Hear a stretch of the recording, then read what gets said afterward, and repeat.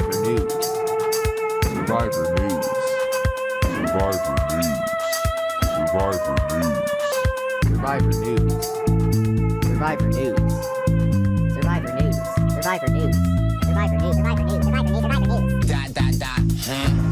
And we are back with your Survivor News, covering Survivor Season 48, Episode 10. The baby boys are back, and we decided to bring a friend. Let's welcome back to the podcast the man who was the first merge boot on Winners at War, but he does have ownership of an amazing hotel in Old City, Philadelphia called the Gas Lamp. You should book it today. Let's welcome back to the podcast, Wendell Holland.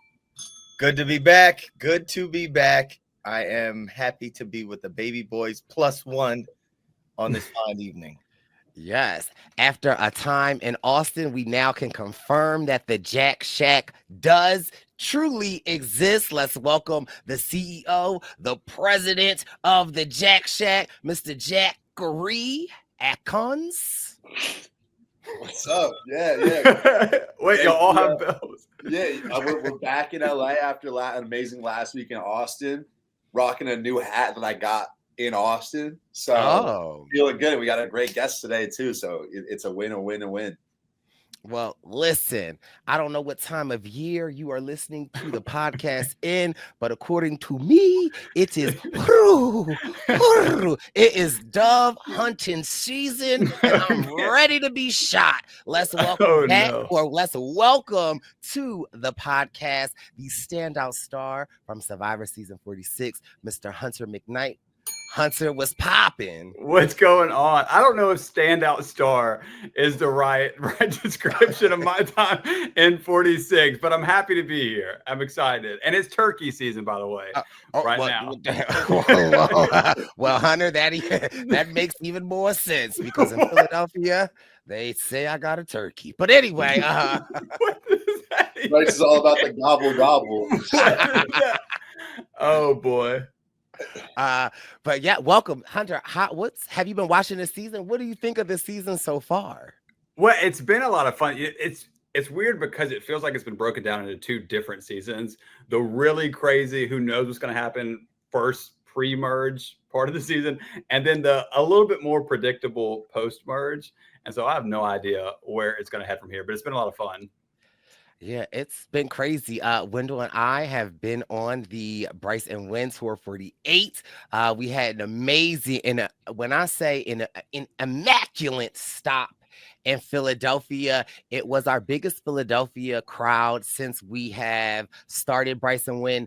The energy in the air was amazing. The people that came out, we had some special guests. But Hunter and Jack, do you want to know what my favorite part of the night was? Of course.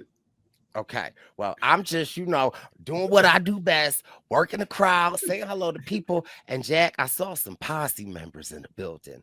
The posse members said, "Hey, Brice, come over here." Say, y'all. They said, "We love Survivor News. We love the baby boy Jack. But listen, we got to talk about Wendell Holland.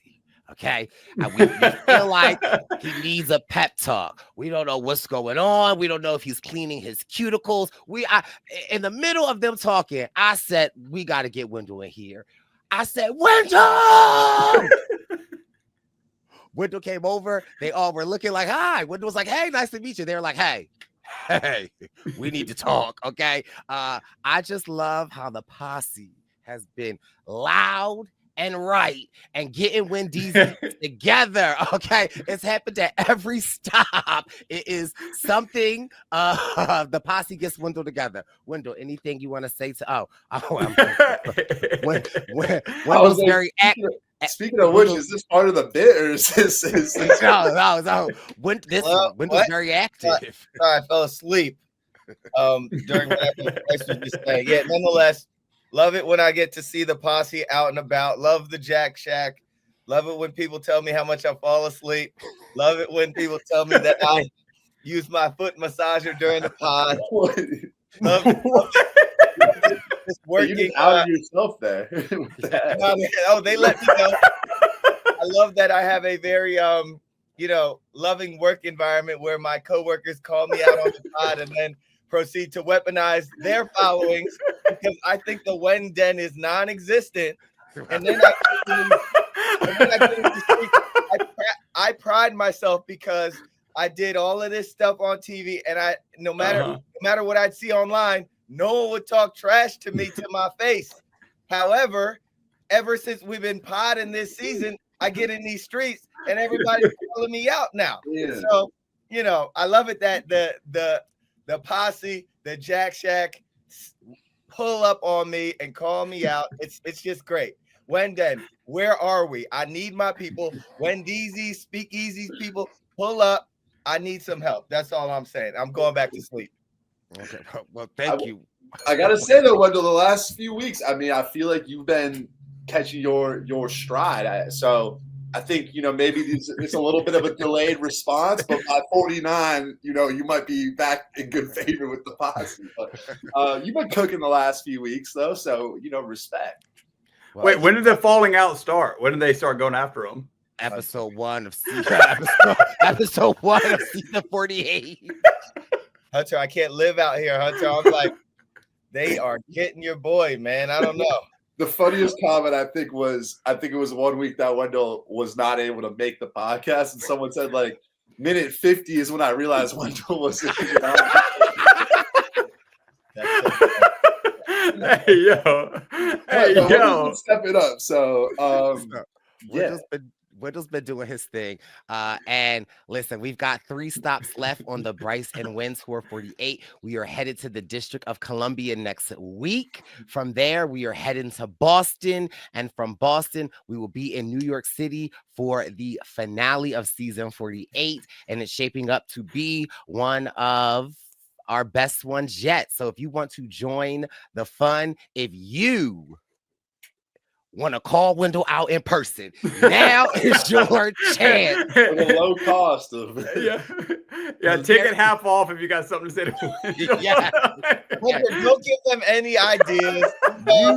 Use code WINDED. Head over to briceandwin.com. But no, Philly really was something truly special. We had Mary in the building, we had Kyle in the building, we had Star pull up, and it was very special. We had some buddy games, we had our Survivor people there, we had some new shows that haven't even premiered yet on NBC Peacock. So Philly did its thing. I will say that when we were thinking about people to invite to Philly, we just thought that Star would be great for Philadelphia. We're like, the Philly people will take to Star. And so we invite her and we're like, please come, whatever. She says, yes, absolutely. I'm there for y'all. And when she walked in, her energy in particular, now granted, Kyle's great. Mary is Mother Mary, but Star, the Philly people love Star. Oh. And for it to be this episode of hers, it was very special that we had 250 of our hometown there to support her. So it was a great night. Yeah. Oh, I know that's awesome. Yes. That helps to blow a little bit. Yes. Yeah.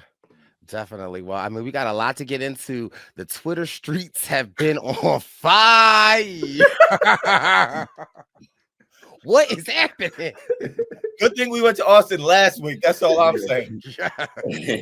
If the season's not giving, Twitter is gonna give. So you're gonna make it entertaining one way or another.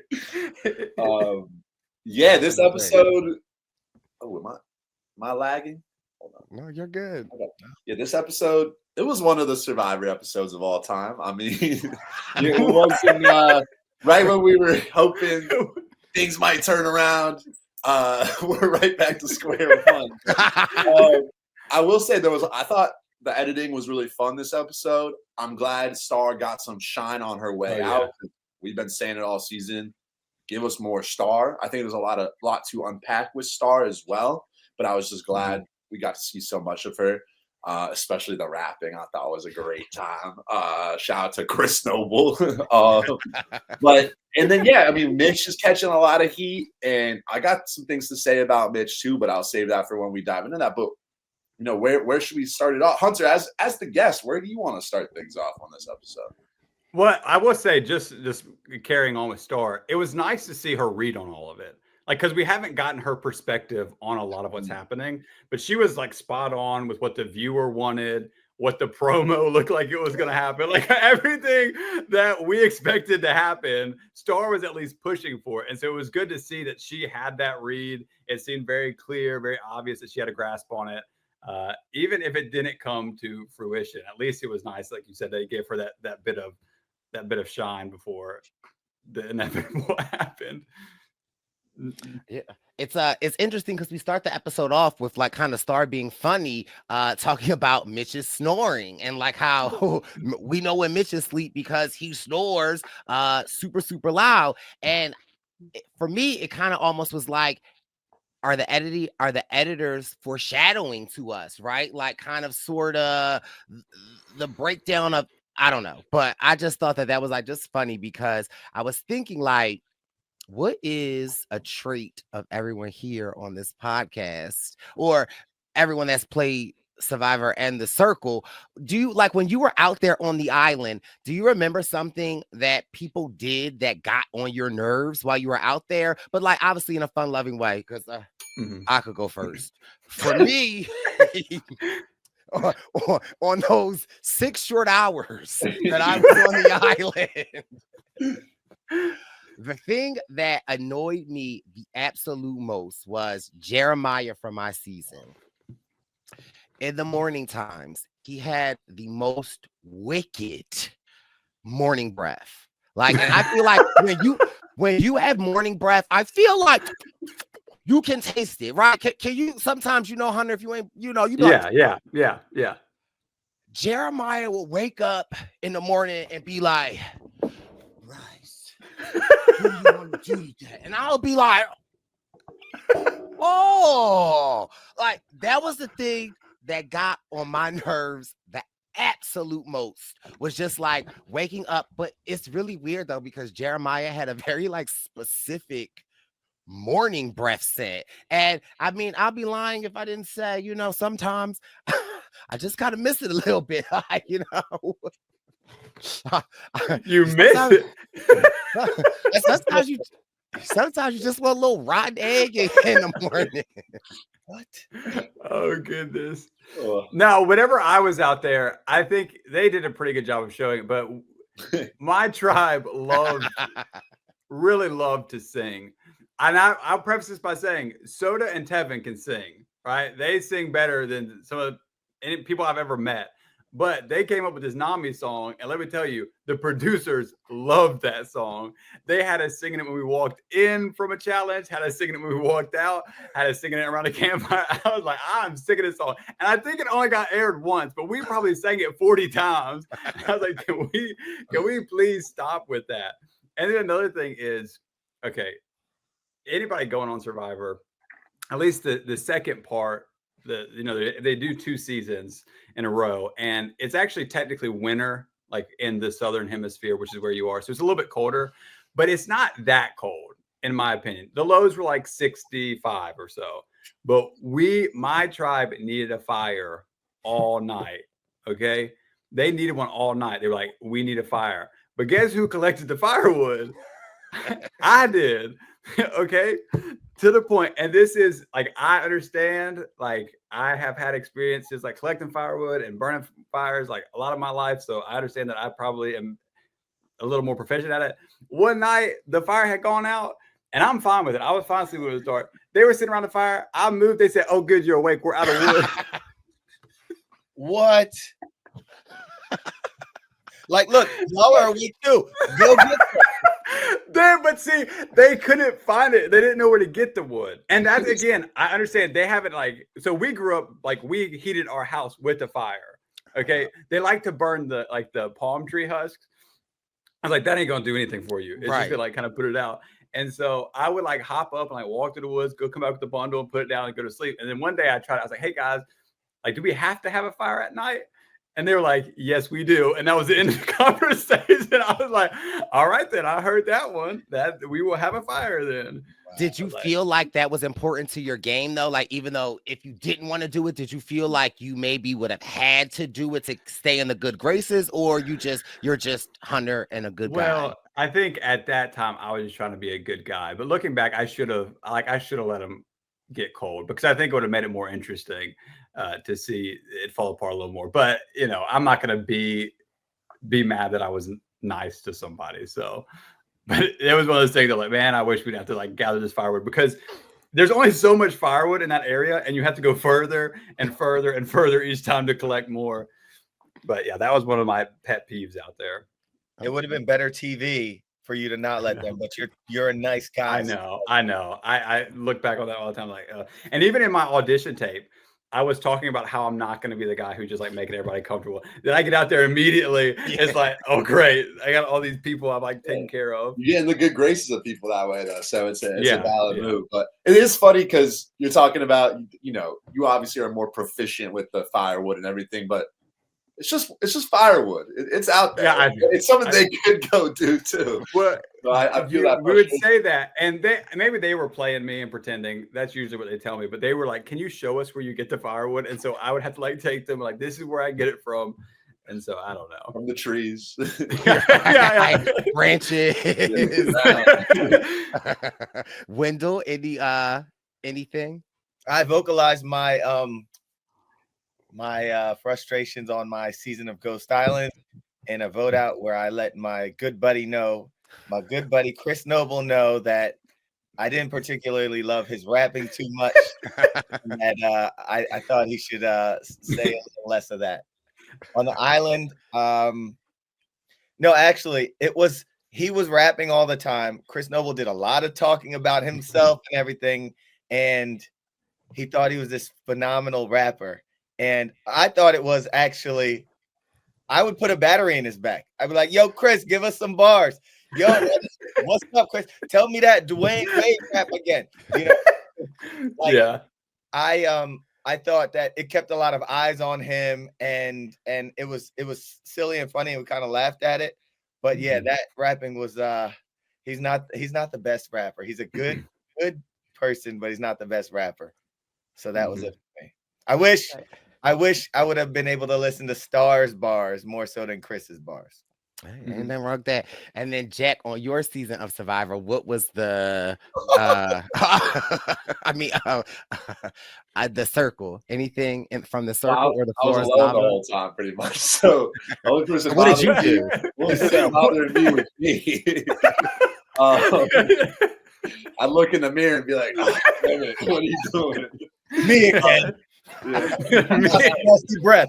Yeah. The mannequin they put in my room, that bothered me a little bit. Did somebody fart? Who was that? Well, they did. So we did have producers that, they could talk to us in our room through a speaker. And some of them I really enjoyed. Some of them a little bit less. I had the same guy every night who was awesome, but then every day I had like a different person. So it always kind of felt like a little bit of a flux. But I do remember we had one off day in the middle where we were still, confined to our apartments, but we weren't filming. We could kind of chill. They got me like, let me order food and let me go up to the hot tub. And I had some like production assistant assigned to me for the day. He swung by the hot tub to come say hi. Hadn't worked with him at all. And then I'm sitting in the hot tub, and he was like, so, like, we're in the latter half of the game. Like, you might want to start thinking about your strategy. And I was like, yeah. I was like, bro, I'm thinking about my strategy. I don't know who you are, but I think I'm okay. At that point in the game, I was doing okay, too. So this was before the accident happened. But that was a little bit annoying. It wasn't another player, but, you're always dealing with stuff that, might rub you the wrong way. But I think Mitch is snoring. It's a fun-loving thing, but a lot of people saying Mitch a little bit asleep in the game right now.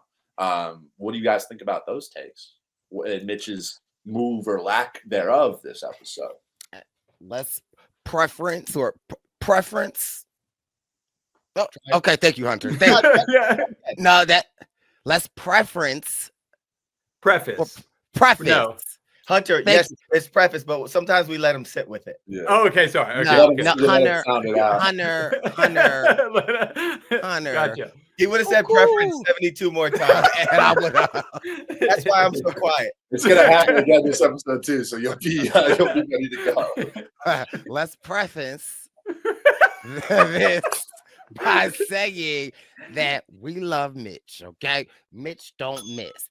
However, in my opinion, from watching this, I think that Mitch might be caught up in the big guy alliance. And I think that he might be caught up with like trying to get into that as his way to make a move and get in big. And I think that he might be missing the opportunity of like the unusual suspects that he could gather up. And I think I don't know if it was Mary he was talking to, but it was like, you want to be at the bottom of that alliance or do you want to be at the top? And I also thought that was crazy even for Mary to pitch that, of like literally Mary being like, it's me, Camilla, and Star. You be running us.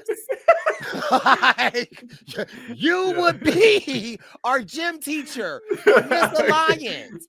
And I think that Mitch, again, and I can see where you can get lost in being like, I don't want to work with y'all. Like, I want to be with the big dogs. Like, I'm a big dog. I want to be over there. But I think that might be maybe his Achilles heel, is that like he can't see what he could potentially do over there. Yeah, I agree. It is hard because you don't get all the information that's out there. And so who knows what kind of conversations he had with Star and Mary to make him feel like he can't trust him. If he's just basing it off of the one vote, and I guess I'll preference this with I got voted out before Mitch did on my season. So this is the guy who maybe doesn't know what he's talking about. It is kind of weird that he hasn't jumped at it, but he isn't getting all the information that we're getting. And so maybe he feels like he's in a better spot, but it was like you had your fingers crossed that maybe this was the moment that he was going to make this happen and jump across. But he was snoring, I guess. Wendell, what about? I have a lot of thoughts on this, but I want to kick it to you, Wendell, before I get in there. I think you could write a dissertation on this. I think the person that Mitch is, maybe who I just think that there might be some degree of like, and again, we know Mitch in real life. We love Mitch in real life. Yeah. But there might be some degree of, I'm looking at this group, this, oh my gosh, this is the like strong, whatever, handsome, cool, dominant group. And there might be some sort of, I want to be a part of this group, or I've historically wanted to be a part of this group. Being someone growing up with a stutter, I don't know what it's like to walk in his shoes, you know? So there might be something where it's like, nah, I'm just gonna cling to this group, even if I'm whatever the case may be, and look for any reason not to get with this other group, when traditionally in new era Survivor, people are trying to bust up those groups and everything flying like shrapnel. So I'd say it's so tough to watch. And again, I feel like for half of this season, I've been comparing this season to Ghost Island, because a lot of people have been saying like, hey, take that shot at Dom and Wen. Take that shot. Hey, Laurel, Donathan, take that shot at Dom and Wen. And now we're looking at, or Angela, or Kellen tried, you know, Sebastian kind of tried. Like in this case, we're watching these people that y'all didn't have the critical mass, but you had 50%. You guys can try something.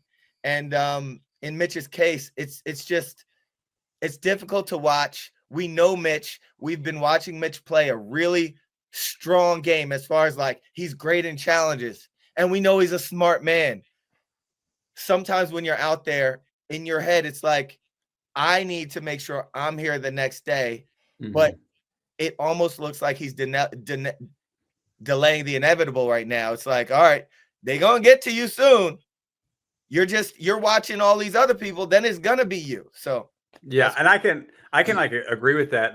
At least on my season, there was like a certain point that I was really going to start trying to push things, but I felt like I needed to get, now that of course it's final eight or final 7, because the challenges change. Right now they're in that like body weight balancing. And I don't think that's Mitch's like expertise. He's really great at the ending carnival games, tossing things, landing things. And so he may be like, if I can just like stick with them until this point, then I can take off. But who knows how it didn't work for me. So we'll see what happens with him. But what's weird is he has a read on it, and you hear this inner dilemma of like, I know people at home are saying I should do this. It's not like he's just completely naive and just like going along with it. He like has that inner dilemma. So yeah. Before you answer, Jack, because I feel like you can weigh in on this, and Hunter definitely too. I feel like in the new era, right, and before maybe this season, right, we got rid of the voting blocks, right, and so people were kind of like, one day we'll vote this way, the next day a whole group of people will vote another way, right, and so it's kind of like made what we love about this new era so great. You hear Mitch's point saying that he just can't trust Star, right? Like, and is there any world where it's like, see how this goes, like try this way, see what Star does? Or is he right that like if you can't trust somebody, you just can't go with that plan? Because like for me, I'm like, let's do a Hail Mary, see what happens, see what can go with this. But I don't know, it seemed like Mitch was just being like, I can't trust her. And you do have to go with your instincts in Survivor. If you can't trust somebody, what you gonna do? Yeah. Can I give my Mitch? Okay. Right now? I'll comment on that in a second. It's gonna address your question too. Okay. This might be Not really too much hot on Mitch. take. This might be a really hot take, and this might be a little biased because I'm a Mitch fan. Got to kick it with him last week at Lucky Duck in Austin, Texas. But That's what the hat is. Quack quack. But So prior to this episode, obviously, I think we would have liked to see Mitch be a little bit more active. But at times, we see certain people weren't necessarily wanting to work with him. I also saw someone theorize that I thought was really interesting, that the reason we haven't – you can put the glasses down. We need to know where you going first, Jack. I'm about to defend Mitch, I think, harder than anybody on this. So, previous episodes – again, maybe could be a little bit more active. I saw someone theorize that the reason we hadn't seen a ton of Mitch recently is because a lot of his confessionals might be him thinking he's really in that core alliance when he's not, so they're not going to show that. But this episode, I actually think that it makes a lot of sense for Mitch to not rock the boat. And here's why. So it's less, to your question, Brice, it's less about his distrust of Star and Mary, and more about who he does trust and what would happen in the instance that he flips. So Joe wins immunity, so they can't target Joe. Eva, they know, publicly has an idol. And so if the four of them actually amount some sort of rebellion, they go to tribal, assuming someone catches wind of it, Eva might play her idol. She also could use her safety without power, send one of the minority four out, and then retain the majority. And then, so even if Eva doesn't play her idol, they put 4 votes on Eva. If the plan goes swimmingly and they go to rocks and get out someone from the opposite side, who goes home? It's there in that instance that would allegedly benefit Mitch. It would be Shaheen or Kyle. Kyle's probably Mitch's closest ally, aside from maybe Camilla at this point. And so, to me, Mitch, this would be a huge swing for Mitch, where on paper his best case scenario is that Kyle goes home, right? That doesn't make sense for Mitch. I think it makes a lot more sense for Mitch to go with an easy vote here. And then hopefully at Final 7, I think there's a very real possibility, at least I'm holding out hope, that Mitch, Mary, Camilla can bring over Kyle and then make their big move. Whereas if he makes a move last night, he goes to rocks, Eva might play an idol, Joe's safe. So what? Then if Eva plays her idol, then they vote for Shaheen. And then Kyle, Mitch, Mary, Camilla draw rocks, in which case 75% of the time, one of them goes home anyways. That is not the time to make a move. Now, I think before this, Mitch could have been moving and shaking a little bit more.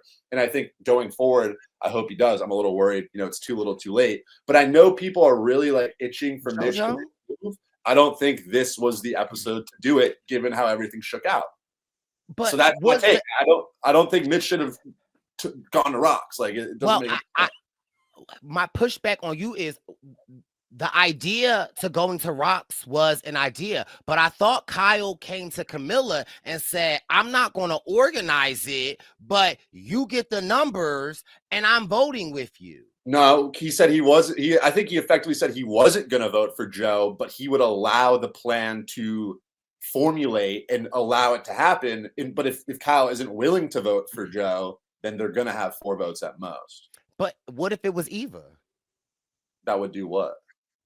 If They put they the votes form- on Eva. Oh, Jack is saying Jack is saying in the event that somehow she or they snipped out the plan and she could use one of these things of hers. I mean, that would have been. We weren't shown much of that idea. Obviously, I think for those players, maybe it would have been best to try to put 5 votes on Eva. But given the logic that Kyle was saying about Joe, is like going for Eva is almost an attack on Joe, and it just doesn't seem like Kyle necessarily wants to do that yet. And I like his idea of allowing Camilla to pull the trigger on that. But obviously, in this instance, Kyle is the essential vote there. It's not really going to happen without him because Shaheen's like, I think next week Kyle's going to be in a swing position to make a move.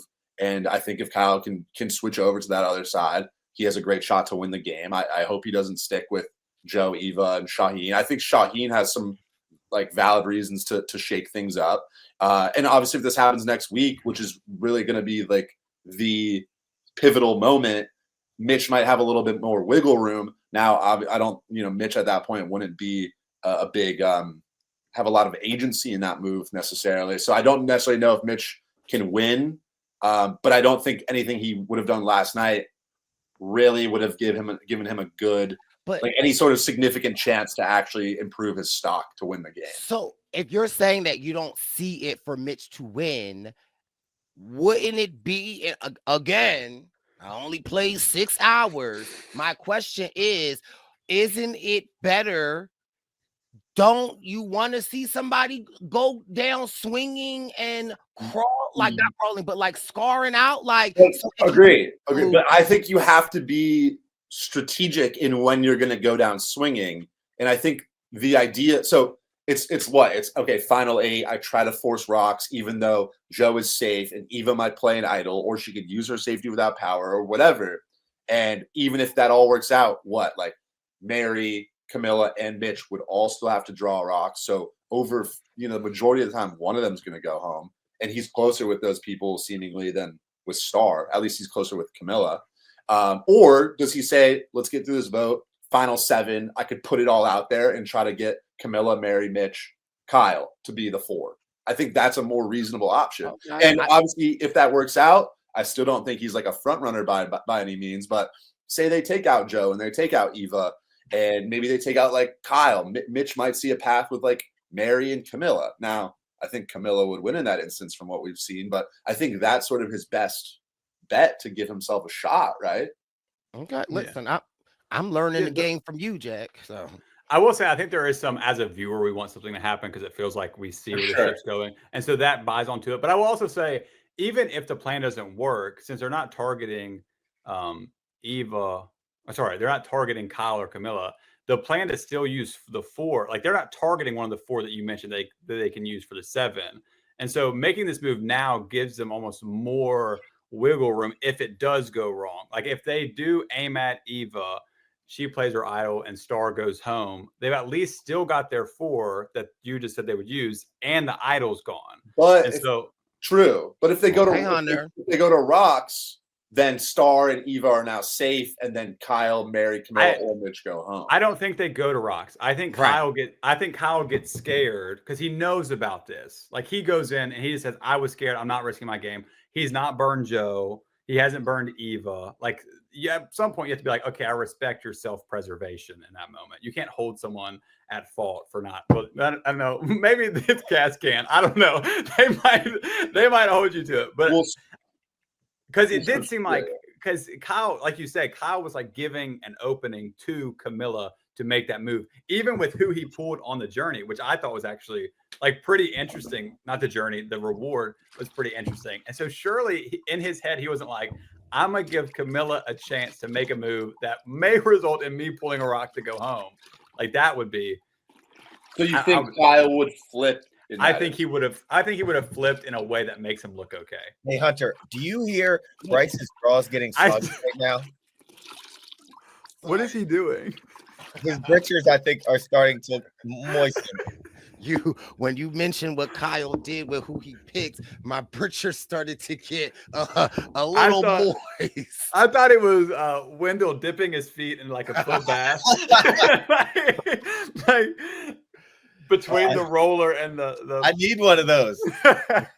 Hunter, don't give him any ideas. However, when Kyle won this reward challenge and he picked the people that he picked, I'm sitting there and I'm at the watch party and I'm looking at the nameplates. Are you looking at the nameplates? Look, there was no nameplate here. Can never be too sure in Survivor, but I'm looking at Kyle like, what is you doing? On first glance, I'm like, why are you bringing Camilla? Why are you bringing Eva? I see why you're bringing Shaheen. I just felt like from my first me seeing it, I'm like, there are a lot of other people that you could kind of just bring to let other things happen. However, that was the perfect group to bring. I was at a Brice and Wynn party. I had a cocktail. I was, watching the screen. I said, what's going on? But when Kyle gave his explanation to that screen and said, I'm doing this for Camilla. And I said, well, how the hell you doing this for Camilla? She right with you. But when he said, I want those other people to be back at I want those other people to be back at camp to get mad so that we're Camilla, Camilla come back with the plan. What is going on? I had to excuse myself from the theater because I said my brain just doesn't work like that. Like, I would have never thought, like, my mind would have been like, okay, bring them with us so we could talk.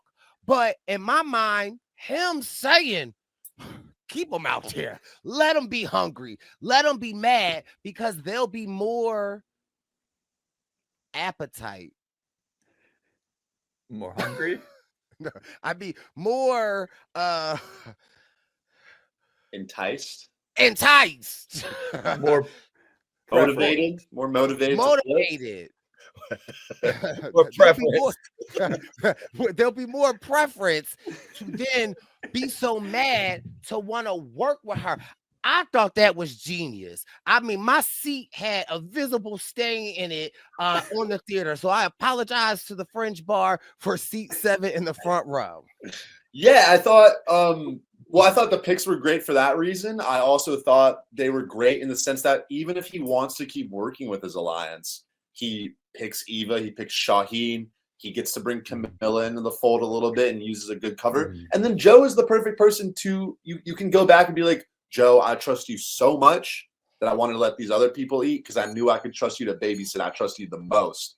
And I think that's a very reasonable explanation as well, too. My only thing with Kyle is, now I think Kyle is playing the strongest game of anyone right now in terms of, I mean, I guess Joe and Eva have a really strong hold, but Kyle, I like where his head's at the most. The only thing with this episode is that, I think he lets Camilla, lock and load and get ready to pull the trigger. But I think Kyle knows that he is the essential vote this round. And so you can let Camilla go line things up as much as you want, but if you're not going to take the shot too, it's not going to work.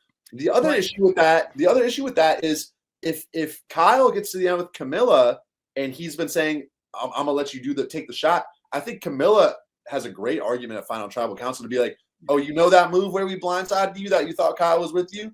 He wanted it to happen, but he didn't want to like take the ball into his court and do it himself. So he made me do it. So I did the dirty work, but Kyle was on board. I think that would like turn Joe and a lot of people. I think that would win Camilla the game. So Kyle's giving Camilla a lot of ammunition here. But is he though? Because I also kind of feel, but listen, I also kind of felt like it's kind of like when I meet somebody and I go on a date and it's so fun. And then I'm like, hey, good morning. And they text me back, good morning. Okay. A week later, good morning. How are you?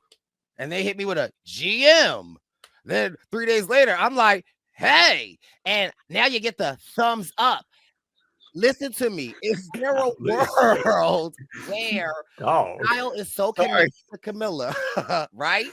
But Kyle also is playing his own game. And you're right, that he is actually the part. He could put his foot down. Okay, it's a size 12. He could put that size 12 foot down right now and rock with Camilla's plan, but he's not, because he's still staying with the other people that keep him in power. And so at this point, he's empowering Camilla. Camilla like, good morning, and he's doing the thumbs up. So I think in my mind, what Kyle is doing is setting himself up the best actual way. He's being connected with Camilla, but he's like, yeah, it's like when I want to do something and I like something and I'm like, hey, Wendell, what do you think about this? Wendell will hit me with the, we're getting there. No, that's right? A great point. Yeah, it's a great point because Kyle is really set up well. And if he wants to stick with this group like Joe and Eva and Shaheen, he's letting Camilla spin her wheels, think that she's with him, be okay with the fact that he's not going to necessarily flip and leaving all his options open. But the real question is, like, at what point, like, I don't think Kyle going to the end with Joe is the best thing for his game. So at what point does he actually get ready to take the shot? Now, if Kyle can do it next week, then I think it all played out ideally. I think it plays out much better doing it next week than doing it this week, because then Kyle's going to be a target, but it's a little bit easier to navigate once you get to like the final 6, you know, you win a challenge, you make whatever. Whereas if he did it now, I think it would be a little bit early. So if Kyle can pull the trigger next week, I think he will win the season, and I think he will very, very much deserve to win the season. But if not, then I think, you know, he might end up sitting next to Joe at the end and lose. I was actually surprised this one whenever he showed more allegiance to Joe than I expected him to when he was talking about Camilla wanting to make the move. Like I was really surprised at his like, but I don't want Joe to go. And I'm like, whoa, I thought you were like ride or die with Camilla this whole time. Like, why was there this pause? But because if Joe go, who's the next? Because at this point, Joe is a meat shield for Kyle. And so if Joe go, then it's Kyle. So I think there is something to keeping. Well, I mean, I keep Joe around too, but there is something to keep Joe around. Wendell. So a couple things. First of all, Kyle, when he was talking to Camilla, I think he said, "Hey, look, I blindsided a lot of those people on the jury, and I don't want to do another one right now," or something like that. From my perspective, okay, Kyle, that's a convenient excuse for right now for you to say why you don't want to send Joe up there. I think it's more so your allegiance to Joe, and like Brice said, you're sending Camilla the thumbs up now. Like I truly view it as him kind of pulling back a little from Camilla. And to speak about Camilla, I was kind of like watching her demeanor this episode, and like you can see in her face that she got a lot going on up here. And as she's like walking by the whole group sitting here or whatever, like you could tell like she wants to do something. She wants to say something, but she's keeping a lot in because it's like her hands are almost tied. But yeah, I just, every time they showed her, I'm like, man, I see the gears moving just like through her eyes up there. But geez, like y'all had this Guyanese dynamic duo. Kyle, ride with your girl. That's what I wanted him to do something with her. And I'm scared that he's not going to shoot that shot. I hope he does. Yeah, it's self-preservation. And so again, only one person can win. Somebody out there, Hunter? Someone driving by real slow. I'll look at. Yeah, it's my cousin. It's my cousin. I hope so, because Hunter don't got no blinds. But anyway, that's a story for a different time. But listen, can we shift gears for 2.3 seconds? Because I got to know, first of all, okay, Eva. I love my girl Eva, right? And is it something we missing? Because I feel like when we saw that big episode with Eva, we saw Star be the first person to embrace her. When they merged, we saw Star give her the idol. Okay. We saw them come together. And the second Eva is at this dinner that Kyle is throwing, Eva like, we can get rid of Star. I'm tired of her. Get rid of her. Like, Eva, girl, her idol is in your pocket. Yeah. Like, you can't hit her that much. But again, my other criticism to Star is that I don't care how much of a moment, I don't care how much of a whatever. Hey, Hunter, thank you so much for getting that firewood and putting my idol in that fire, and it blooms, and now I get an idol. I'm keeping my idol. Keep your idols. Don't give it to nobody, because I didn't even give mine to Jeff. I kept on like hold of it so tight. I didn't even give mine to Jeff, but they yanked that thing from me. You know, you don't get to keep them. You exit that game and they put you in that tent and they're like, all right, sit here, think about what you did. You got to give us your idol. It's like, that's like the psychological part where they put you in that tent and they're like, you got to sit here for 15 minutes and think about this next thing you're about to say. That was crazy. But yeah, it is wild to see Star, the reception of Star by Eva. I will also say it ain't because Eva's hungry, because she has eaten in every episode since I can't even count back how far. I was so surprised when she got picked first, because she's eaten at every single one. I feel like we get a montage of her like eating or burping or whatever at some point in an episode. Is has there been a reward that she hasn't been on? Like maybe way back at the merge or fake merge. I don't know if she got to go to that one, but I was like, no, she is eating well. And that's an ode to Kyle, because like if you can't pick Joe, you can pick Eva, and Joe's gonna feel like it. So again, it's very smart on Kyle. But yeah, Eva, she I love to know like more about what this Star thing is, because everyone is just, or again, maybe it's just Eva knowing that everyone is wanting to pile on Star, so it's like her just being like, okay, let me just cast my vote, keep me safe with the strong alliance. But it is something that does tickle my brain a little bit.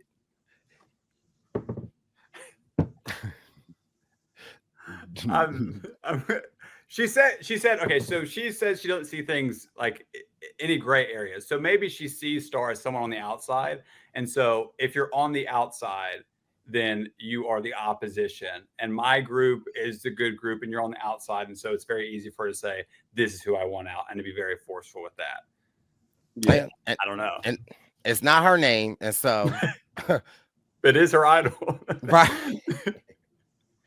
I have a question for y'all that might be something that we don't know the answer to, and I've seen not he asking questions too.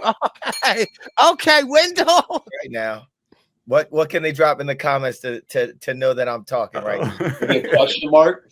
Give me a question mark. Hey, the big red emoji one. The big red emoji question mark. Hook me up, okay? And extra points to anybody that can put all of the emojis that we've requested in order. Ooh. Oh wow. Jack no, but don't say it. All right. Well, now Joe had something that he said about Star. Oh yeah. That I was like, what do you mean, bro? We love Joe over here. We love Joe over here. We know Joe. But Joe said something to the effect of, she's his kryptonite. Yeah, or like, I wrote down,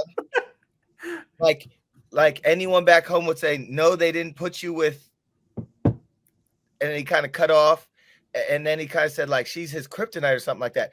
I just want to know what that means. Yeah, that was really confusing, and there was no context. So it was like, is this like, oh, he loves Star, but he knows it's gonna interrupt his game, so that's like his kryptonite, or is it like, oh, he just doesn't like Star, so because it's his kryptonite because it just like drags him down? It's a great question because a lot of people were. I will say, I think it's like personality wise. I will say, if someone, there's like a personality type for me that is hard for me to feel like I match their energy. Like someone who like really needs, like loves to give affirmation and really needs affirmation. Otherwise they feel like you don't like them. I'm not like those kind of people. I feel like they don't like me because I'm not going to be like over the top, like sharing as much. Like Soda was that way. She really cared for people and really wanted like to feel like you receive that. And I'm not good at that. And that's why I talked to Tevin. I was like, Tevin, you have to make sure Soda knows that I don't dislike her because I'm not like matching her energy. And so that may be that, but it did not do a good job of explaining it. It just made it really weird. Yeah. It's just kryptonite for whatever reason.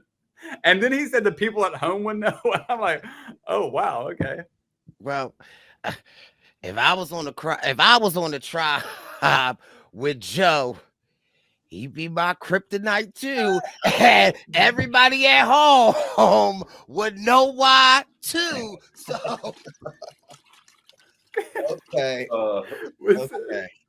So I would guess it's maybe a personality thing. I mean, we love Star, but obviously she's a big personality, very boisterous. And Joe is, a pretty low key family man. So maybe if I had to guess, I would guess he just means he's not used to the energy that Star is putting out.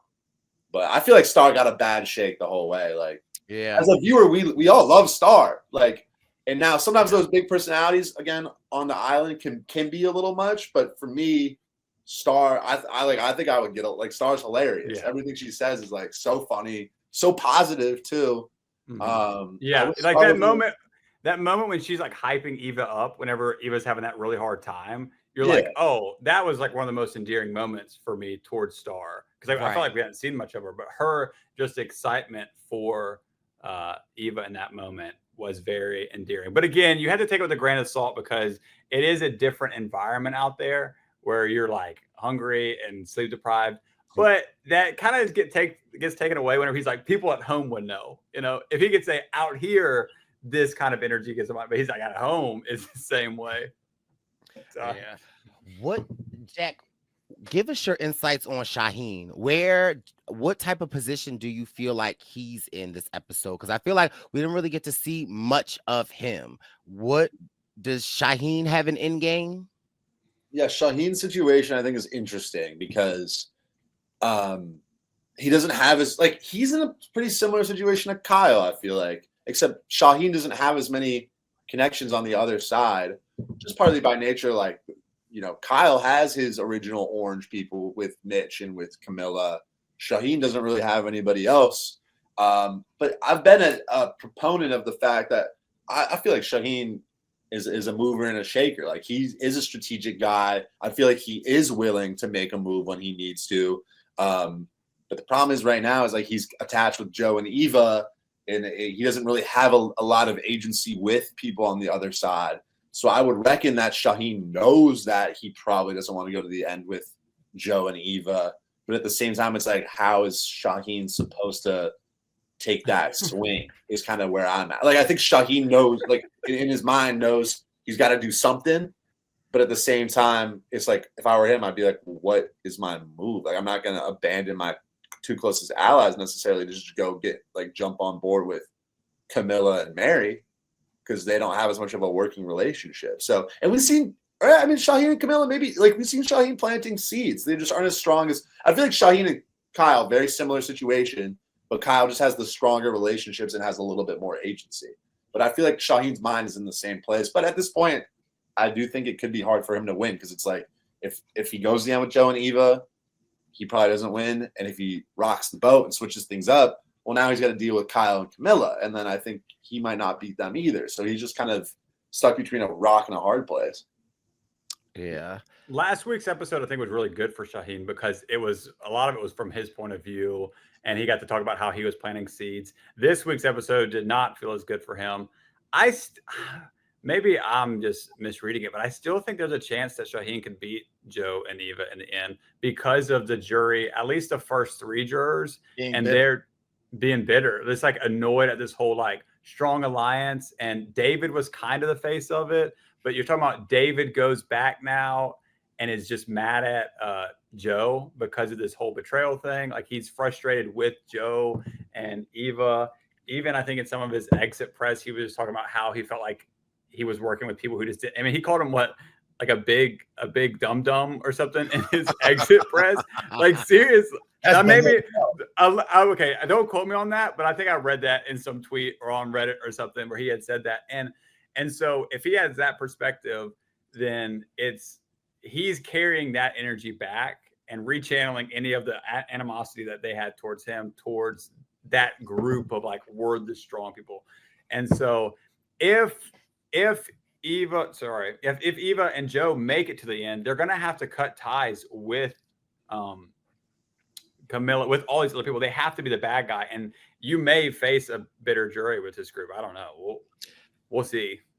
Because even Mary felt betrayed by Joe and Eva because she thought she was in that group, and then all of a sudden they like swipe David's knees out from underneath them. And Eva told her, like, I mean, it was I essentially I'm like, we'll put it on him just to preserve you for another day, another couple of days, but I can't guarantee that I won't not write your name down. I know. Can I have your idol? Can you play your idol for me? I won't be doing that. Eva, I'm down the street. My car ran out of gas. Can you come give me some gas? Yeah, can I use that gas that Star gave you to help me get down the road? And she's like, no. But also the same thing with Mary and Joe. Well, Joe was trying to work the jury, and Mary was like, what are you doing? So I don't think their jury standing is looking super great at the moment. Yeah, I mean, Eva's plays it so black and white that if you're not with her, she kind of makes that clear. And if she's sending you to the jury, but you've never even gotten an inkling that she like wants to work with you, it's sort of like, why would you really want to vote? I mean, Eva is a great ally. You want to work with an Eva, but if you're not with an Eva, then it's sort of like, all right, well, I guess, yeah. What would it take for Joe, and everyone's opinion, to win the game? What would he need to do at this point? Joe? Yeah. Keep doing what he's doing, I think. So? Despite a bitter jury, I think Joe is almost making an offer. That was his third individual immunity. I think he's almost making an offer people can't refuse. And I think David might even have enough time to cool off a little bit over there. I think Joe, if he's sitting at that end, there could be a bitter juror or two, but like, I think he is making an offer people can't refuse. Especially if he has it his way, he probably ends up there with Eva and Shaheen. And, I don't know if the jurors would prefer one of those options much more. Maybe Shaheen, but, Shaheen, like I said, hasn't developed the greatest relationships necessarily with the rest of the jury. From what we've seen, he's been pretty in with that crew. And I'm not saying that's Shaheen's ideal final three either, but Joe in that group definitely looks like the ringleader, and kind of be like, if you're a little bit bitter towards all of them, you kind of just have to be like, all right, well, at least Joe was manning the shit a little bit. And was at least straightforward about it. If they do get to the end, unless Shaheen makes something happen and makes it very clear, it would have seemed like Shaheen went along with what Joe was the poster child for. And so even then, it'd be hard to give it to someone who is a lesser version of the thing that you find annoying, if it follows that path. Agreed. I know people compare this season a lot to Ghost Island. Not sure if that's... Do people, or is it just me? Well, I think I was thinking a similar thing. Like, I think there are definitely parallels. So I guess my next question is, with only 3 episodes left, is there any gas in this season's tank to actually be better than a Ghost Island, or is it? Put your glasses on. Look, I will say, watching a season like this is less fun, but this is the kind of season you want to be on to run. Like, you want your game to go this way. Yeah, like it's boring as a viewer, but like, give me my check. Like, run my, like, season 46 was all over the place. Like, who knew who was voting for who or why? And it was not fun to play on. All right. It was not fun because next thing I know, my 2 close allies want to vote each other out. So it was weird, but this one is the kind you want to play on. And so you can't be like, these players are terrible because this season is boring. Nah, this season is kind of boring because they're taking care of what they need to take care of. And that is a testament to them playing well. Yeah. Brice, to your question, I think something needs to happen next week. Like, if they can't make it happen next week, even after next week, if people are open to making moves, well, Eva and Joe still have an idol and a safety without power. So it's going to be a little bit, I think, too little, too late. So I'm hoping, and I think it's going to really rest in Kyle's hands next week. I'm hoping he's willing to make a move. And at least, again, it might still, even Joe might have too much for the move to work, but at least if you flush some things out, maybe someone goes at 5 and then like maybe Eva goes at 5 and then Joe loses in fire. And then something else opens up. But right now, the thing is, if Joe does go, I think the game is wide open because then it's like, okay, well, an Eva versus a Kyle versus a Camilla at the end, like who wins that? Like at least it would be interesting final 3. But the post-merge has definitely been a little bit of a struggle. So, yeah. Okay. Well, I mean, I guess we'll have to okay. I got a couple things. Hey. I've been looking at my notes the whole time. Okay. Was that ChatGPT? Hunter! You know what? I thought we were cool, Hunter. One shout out to the Mary saying the revolution will be televised. Okay. Oh yeah, that was fun. In Star thinking that her quote was, "I have to convince Mitch to be part of the revolution." Star, you ain't convincing Mitch to be part of no revolution. I'm gonna give you that one. Also, shout out to Star for her bars. And at the end, I think this part was really funny. And when we have been around Mitch, we since we met him, Brice, long ago, when he starts stuttering, we are patient and we listen to him. And we haven't joked about his stutter or anything like that. And in his presence, it's almost like we don't talk about it much. We just let Mitch be Mitch. You don't even notice it. Right, right. But Star in Tribal, that was funny. Mitch comes up to me and says, "You need to play your shot in the dark." And you know what? Respectfully to Mitch, he didn't stutter. When she said that, I was like, that's hilarious. And it got them all laughing. It's like, this shows her personality. Like, when she was on the island with him and the way she said it, I just thought it was so funny. And it was, and yeah, this is a part of Mitch, but for Mitch to be able to like laugh at himself regarding that, I thought that was cute and fun and funny. That's all. Question. Well, I love that moment too. Question, something we didn't talk about. Should Star have played her shot in the dark? Well, that's a question I got for you, Jack.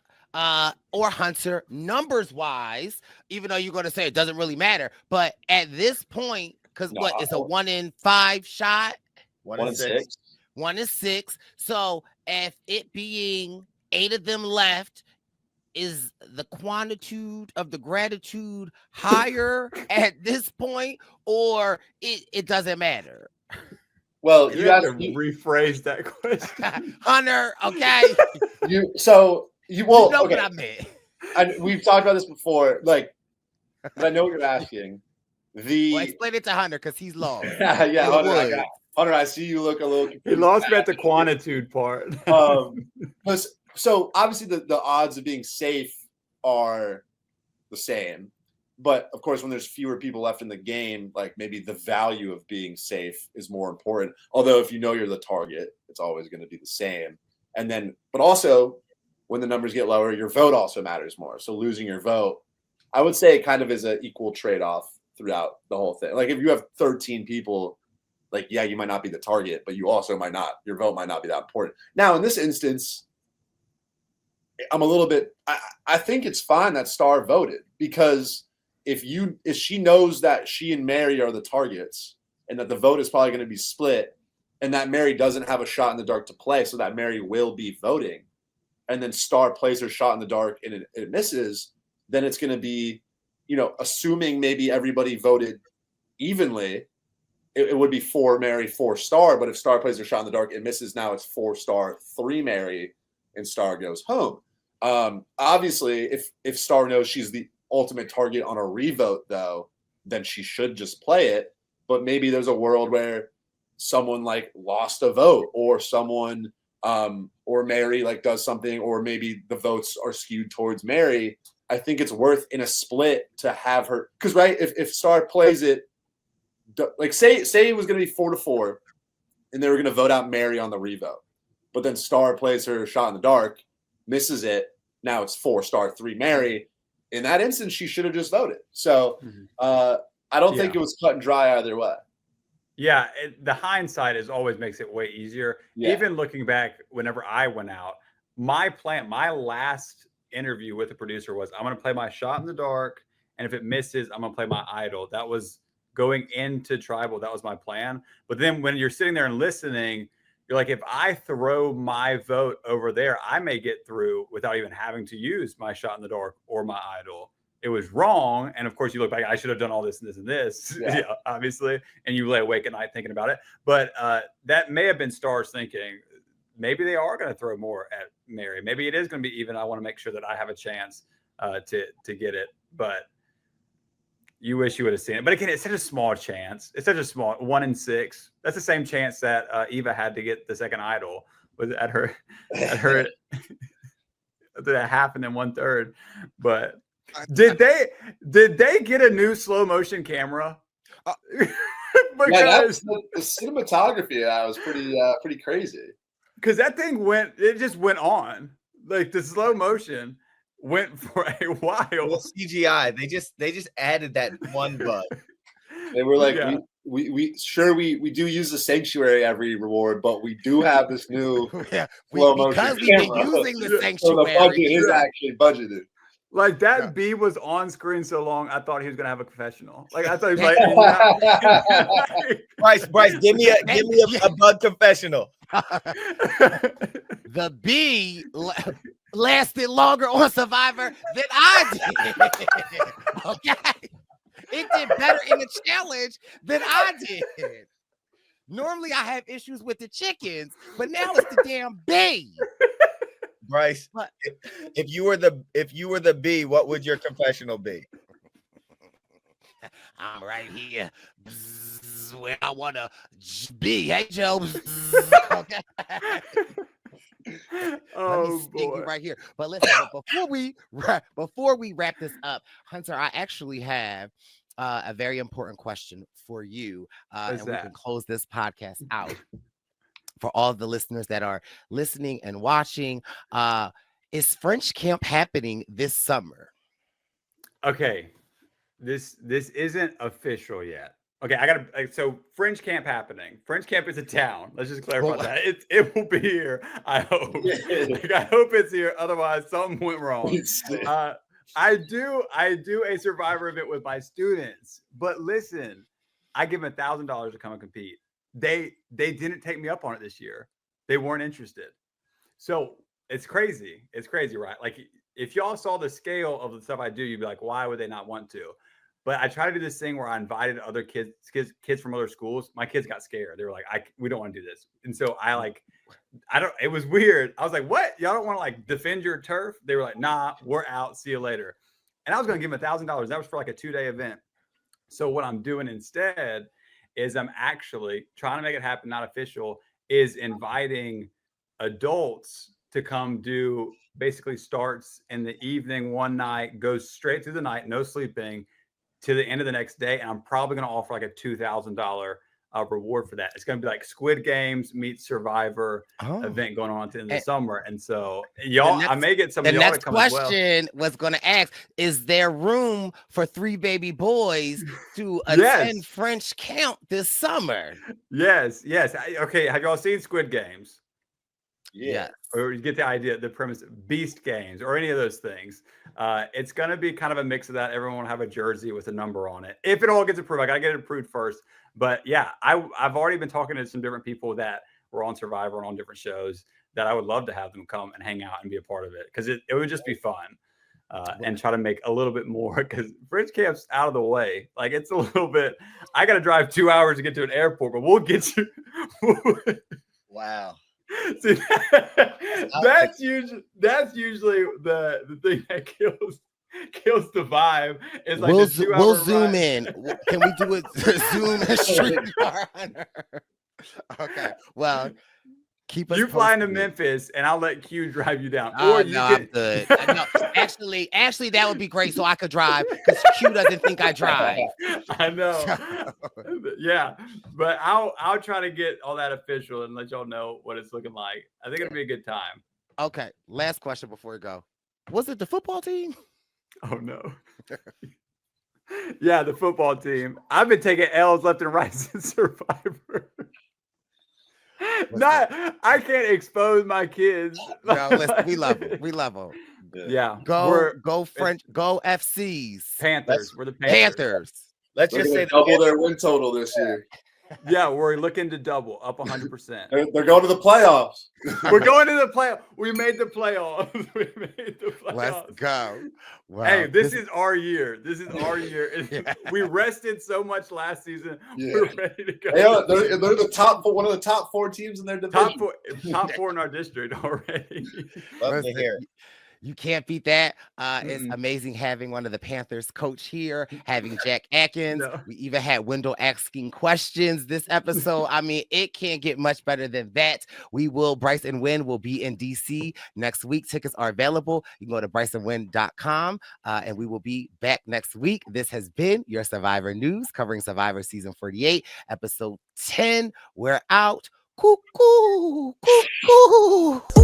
It's the Purple Pants Podcast. You better listen in public, might make your stomach hurt. Ooh. It's the Purple Pants Podcast. You're trying to unwind, you better get that box wine. It's the Purple Pants Podcast. You're trying to get your snack, you better hurry right back though. It's the Purple Pants. It's the Purple Pants.